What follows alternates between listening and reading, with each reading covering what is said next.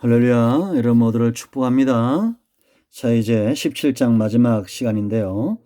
전체적으로 한 번 더 그림을 그려보고 이제 18장으로 갑니다. 17장과 18장은 큰 음녀, 이 바벨론의 멸망을 이야기한다 그랬습니다. 이 음녀가 어떤 한 나라나 한 개인을 말하지 않는다 그랬죠. 역사적으로 사단이 사용하는 방법이다 이렇게 보시면 돼요. 음행. 하나님으로부터 떠나게 하도록. 그래서 그 방법들이 정치적인 어떤 권력욕이나 명예욕이나 돈에 대한 욕심이나 죄성이나 육체의 쾌락을 탐하는 음행이나 이런 것들이 가인 때부터 쭉 내려오는 두 줄기가 있습니다. 가인의 후손들은 세상을 사랑하고 육체의 쾌락을 사랑하죠. 그러나 아벨, 또 셋, 노아, 아브람 이어오는 이 하나님의 택한 백성들은 그들도 때로는 죄 가운데 넘어지지만 어떻습니까? 하나님의 나라를 사랑하고 하나님을 사랑합니다. 그리고 지금도 이런 사탄은 음행의 방법을 사용하고, 그러나 하나님은 복음과 진리 가운데 어린 양의 복음으로 승부하고 있다 이렇게 보시면 돼요. 그래서 우리가 17장을 보면 이런 사탄의 방법들이 잘 보이는 겁니다. 그래서 1절로 6절 말씀 보면 이 음녀의 정체에 대해서 다루고 심판을 받을 수밖에 없는 이유에 대해서 분명히 보여주고 있습니다. 이 세력이 크다고 그랬죠. 2절 말씀 보면 땅의 임금들도, 실제로는 그러지 않습니까? 한 나라의 지도자가 타락을 하면 결국은 그 백성들도 그게 넘어지는 것을 보게 됩니다. 땅에 사는 자들이 음행에 취했다고 말합니다. 우리는 성령에 취하지만 세상 나라들은 음행에 취하죠. 자, 3절 말씀을 보면 이제 이 여자 음녀의 정체에 대해서 다룬다고 그랬죠. 붉은빛 짐승을 탔다라고 말합니다. 성도는 세마포를 입습니다. 그리고 짐승의 몸에는 하나님을 모독하는 이름들로 가득하지만 성도는 하나님의 영광을 드러내고 오직 예수 그리스도를 머리로 삼고 성령의 권능에 사로잡혀 있다라는 겁니다. 그래서 여러분 4절 말씀 보세요. 그 여자는 3절에서 이제 붉은빛 짐승 적그리스도를 말하고 4절은 자줏빛 붉은빛 옷을 입고 그랬습니다. 금은 보와 진주로 꾸미고 성도는 세마포옷을 입고 사치에서 떠난 자들이고 미혹에 넘어지지 않습니다. 그러나 사탄은 세마포옷이 아닌 붉은 옷을 입고, 이 짐승도 붉은빛이라고 그랬어요. 이 짐승의 색깔이죠. 그리고 사치하게 하고 세상에 빠지게 하고 그럽니다. 손에 금잔을 들었다는 것은 우리가 손으로 뭔가를 행할 때는 그 중심의 문제죠. 벌써 세상의 탐심으로 가득 찬 마음을 이야기합니다. 이 열매는 더러운 것이다 라고 말했어요. 그 이름이 있습니다. 5절 6절 말씀을 보면 바벨론이다, 음녀들의 엄이다 그랬습니다. 이 바벨론은 당시에 하나님을 떠난 자들이죠. 총칭을 말합니다. 우상숭배자들을 말하죠. 이들이 이러한 방법으로 6절 말씀 보면 성도들의 피를 흘리고, 지금까지 복음 안에 서 있는 자들은, 에서의 후손들은 누구를 대적합니까? 야곱의 후손들을 대적합니다. 이스마엘의 후손들은 이삭을 대적하는 것처럼 그와 같다 이렇게 보시면 돼요. 자, 이제 7절로 14절은 이 짐승에 대한 설명이 나오는데, 우리가 여기서 14절에서 뭐 7머리 10뿔 이런 표현들, 이거보다 핵심은 뭐라 했습니까? 짐승이라고 그랬죠.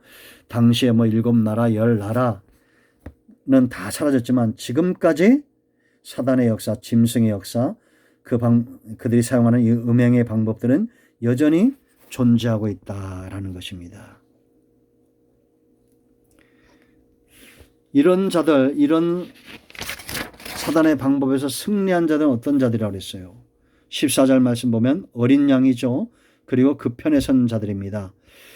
이들은 진실한 자, 하나님께 부르심을 받은 자, 택함을 받은 자, 이런 자의 증거는 바로 진실, 정직하다는 것이고, 또 하나는 진리 편에 섰다라는 겁니다. 진리와 정직은 떨어질 수 없죠. 왜냐하면 진리의 능력이 우리를 사로잡기 때문에 정직할 수밖에 없다라는 겁니다.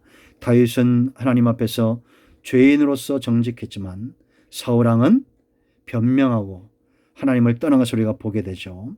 그러므로 우리가 이런 것을 잘 분별해야 됩니다.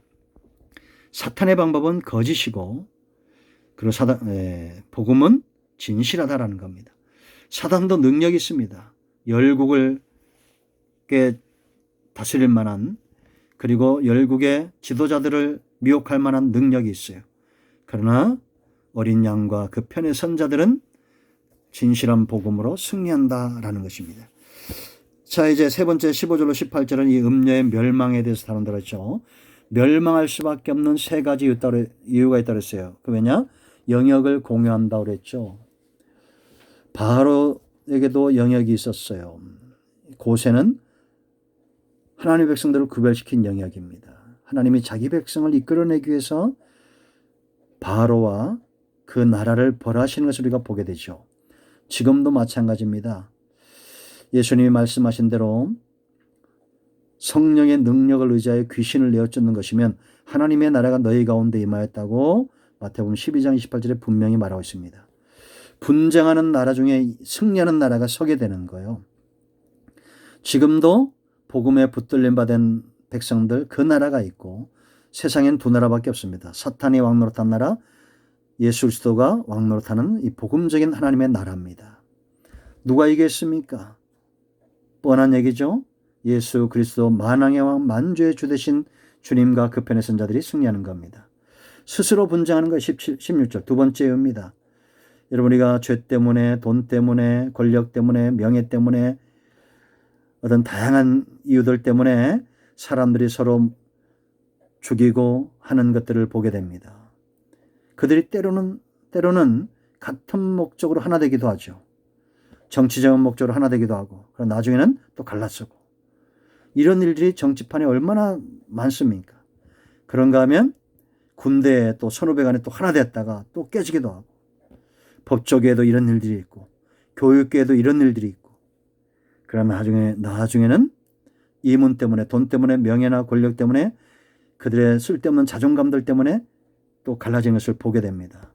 세 번째보다 또 분명한 이유가 있어요. 왜 세상 나라와 사단이 행하는 이 음행의 방법들은 실패할 수밖에 없느냐? 하나님의 말씀이 응하시기 때문에 그때까지는 잠깐 세력을 얻을 수도 있습니다. 그러므로 우리가 이런 것들을 부러워하지 말아야 됩니다. 과거에도 있죠. 신천지 같은 이단들이 많았습니다. 수십만 명만 몰려들고 구원파 박태선이 집회할 때는 엄청난 기적과 표적들이 일어났습니다. 그러나 그 영광이 어디 갔습니까?